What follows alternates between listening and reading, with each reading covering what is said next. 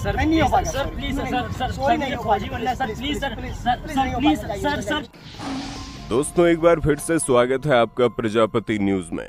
Army में भर्ती होने के लिए कुछ महत्वपूर्ण बातें जो हर लोगों को मालूम होनी चाहिए। दोस्तों भारतीय आर्मी का हिस्सा बनकर हर कोई देश के लिए जी जान लगाना चाहता है, लेकिन बदकिस्मती से कुछ लोग सालों साल मेहनत करते रह जाते हैं लेकिन फिर भी उनका सिलेक्शन नहीं होता, जबकि कुछ ऐसे लोग हैं जो एक ही बार में सिलेक्ट हो जाते हैं। तो आखिर कैसे आर्मी में लोग सिलेक्ट किए जाते हैं और किन बातों का खास ख्याल रखना पड़ता है, आज इस वीडियो में मैं यानी आपका दोस्त विशाल प्रजापति आपको इसी बारे में बताऊंगा कि कौन से टिप्स और ट्रिक्स आजमा कर आप भारतीय आर्मी में जल्दी सिलेक्शन पा सकते हैं। लेकिन हाँ, वीडियो शुरू करने से पहले एक छोटी सी रिक्वेस्ट है।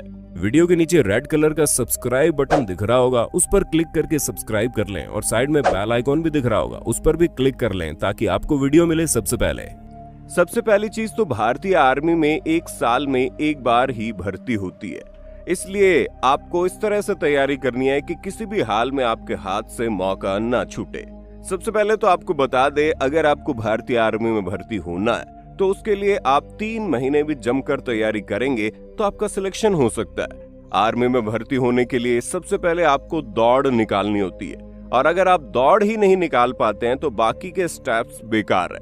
इसलिए सबसे पहले आपको रेसिंग की तैयारी करनी चाहिए, और अगर आप एक बार दौड़ निकाल लेते हैं तो उसके बाद रिटेन एग्जाम के लिए आपके पास 1 से 2 महीने का समय रहता है, जिस बीच आप अच्छे से पढ़ाई करके रिटन एग्जाम भी क्लियर कर सकते हैं। दोस्तों दौड़ने की प्रैक्टिस के लिए सबसे पहले आपको अच्छे जूते खरीदने होंगे ताकि आप कंफर्टेबल होकर दौड़ सकें, और इस बात का ख्याल रखें कि आप दौड़ने की प्रैक्टिस सुबह के समय करें, क्योंकि जब कभी भी भर्ती होती है तो रेस मॉर्निंग के टाइम में कराई जाती है। इसलिए सुबह के समय अगर आप दौड़ लगाते हैं तो आपको उस एनवायरनमेंट में दौड़ने की हैबिट बनेगी जो आपके लिए ज्यादा फायदेमंद रहेगी। दोस्तों जब आप दौड़ने की प्रैक्टिस करें तो उस वक्त ज्यादा पानी ना पिया करें, क्योंकि अगर आप ज्यादा पानी पीते हैं तो पानी पेट में घूमने लगता है, जिस वजह से पेट में दर्द शुरू हो सकता है और फिर आपकी स्पीड और स्टेमिना दोनों घटने लगते हैं। इसलिए जब कभी भी आप दौड़ की प्रैक्टिस करें उससे 20 मिनट पहले ही थोड़ा पानी पी लें ताकि बॉडी हाइड्रेटेड रहे। दोस्तों दौड़ते वक्त आप नाक से सांस लिया करें और मुंह से छोड़ा करें। यहाँ पर कई बार देखा गया है कि लोग मुंह के द्वारा ही सांस लेते हैं और मुंह के द्वारा ही छोड़ देते हैं, जिससे सांस फूलने लगती है और थकान भी बढ़ जाती है।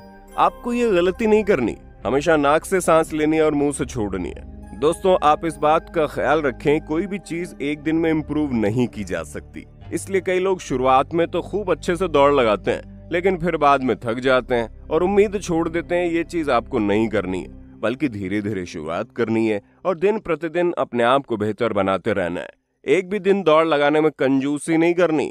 अगर आप दौड़ लगा रहे हैं तो मतलब 3 महीनों तक आपको सिर्फ और सिर्फ बेहतर तरीके से दौड़ लगानी है, क्योंकि अगर आपने 1 या 2 दिन दौड़ना छोड़ दिया तो फिर आपकी बॉडी रेस्ट मोड में चली जाती है और फिर आपको दोबारा से शुरुआत करनी पड़ती है। इसलिए एक भी दिन बिना छोड़े लगातार दौड़ते रहें ताकि आपकी रेगुलरिटी बनी रहे। दोस्तों आपको हेल्दी फूड खाना है ताकि आपका स्टेमिना बढ़े और आप ज्यादा स्ट्रांग हो सके, क्योंकि अक्सर दौड़ने की स्पीड तो सबकी बराबर होती है लेकिन फर्क सिर्फ स्टेमिना में होता है। ज्यादातर लोग दौड़ने में बीच में ही थक जाते हैं क्योंकि उनके अंदर स्टेमिना ही कम होता है। ऐसे में अगर आप हेल्दी फूड लेते हैं तो आपका स्टेमिना बना रहेगा और आप बेहतर तरीके से परफॉर्म कर सकेंगे। दोस्तों प्रैक्टिस के दौरान किन किन बातों का ख्याल रखना है ये तो हम आपको बता चुके। अब बात करते हैं जब भर्ती होती है तो आपको किस तरह से दौड़ना है और आपको कौन कौन से टिप्स फॉलो करनी है। दोस्तों आपको रैली ग्राउंड में यानी जिस ग्राउंड में दौड़ होनी है वहां सबसे पहले पहुंच जाना है ताकि आप फर्स्ट बैच के फ्रंट लाइन में लग सके, क्योंकि अगर आप पहले पहुंचकर फर्स्ट बैच के फ्रंट लाइन में लग जाते हैं तो आपको दौड़ने से कोई रोक नहीं सकता। कई बार देखा गया है कुछ लोग दौड़ने की बहुत ज्यादा प्रैक्टिस करते हैं, उनकी दौड़ भी अच्छी खासी होती है, उनका स्टेमिना भी काफी बढ़िया होता है, लेकिन आप एक ही बार में दर्जनों लोगों को काट कर आगे नहीं बढ़ सकते। ऐसे में अगर आप सबसे पीछे वाली लाइन में खड़े हैं तो आपके लिए आगे दौड़ रहे 50 से 60 लोगों को भी पीछे छोड़ना थोड़ा मुश्किल हो जाता है। लेकिन अगर आप आगे की लाइन में खड़े हैं तो आप बेहतर तरीके से दौड़ सकते हैं। आपको रैली ग्राउंड में दौड़ने के दौरान अपना बैलेंस नहीं खोना, क्योंकि देखा गया आधे से ज्यादा लोग इसलिए दौड़ नहीं निकाल पाते क्योंकि दौड़ने के बीच में ही गिर जाते हैं, जिसकी वजह से उन्हें उठने में टाइम लगता है और कई बार तो चोट भी लग जाती है। इसलिए हमेशा दौड़ते वक्त अपना बैलेंस बनाए रखें।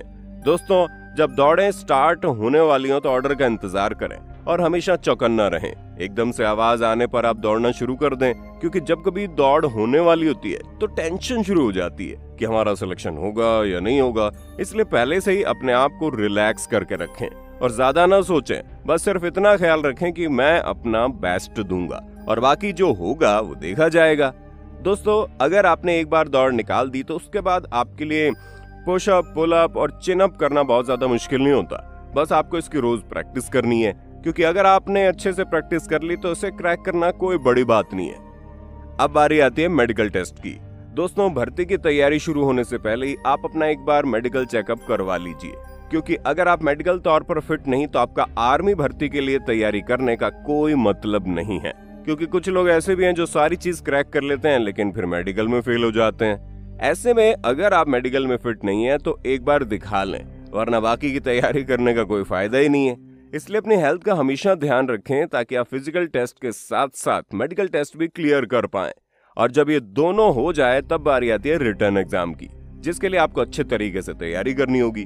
दोस्तों, जो क्वेश्चन होते हैं वो 10वीं क्लास के लेवल के होते हैं, इसलिए आपको ज्यादा मेहनत नहीं करनी, बस चीजों को अच्छे से समझकर पढ़ाई करनी है। साथ ही आप मार्केट से प्रैक्टिस टेस्ट पेपर खरीद लें और उसकी ज्यादा से ज्यादा प्रैक्टिस करें, जिससे आपकी टाइमिंग भी सेट होगी और आपका कॉन्फिडेंस भी बिल्ड होगा।